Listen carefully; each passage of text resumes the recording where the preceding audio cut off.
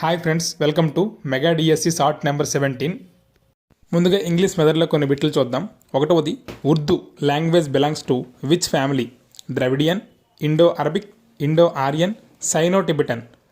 Answer option C, Indo Aryan. Urdu అనేది Indo ఆరియన్కి సంబంధించిన ఫ్యామిలీకి సంబంధించిన లాంగ్వేజ్. అలాగే రెండవది, which of the below languages not belongs to Dravidian family? Pali, Telugu, Malayalam, none. Answer option A, Pali. ఇది ఇండో ఆరియన్కి సంబంధించిన భాష.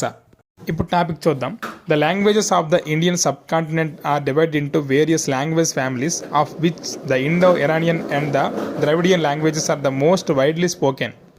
ఎక్కువగా మాట్లాడే ఇండో ఇరానియన్ మరియు ద్రవిడియన్ లాంగ్వేజ్లు అనేవి మన ఇండియాలో లాంగ్వేజ్ యొక్క 2 ఫ్యామిలీస్, మేజర్ ఫ్యామిలీస్ ఇవి.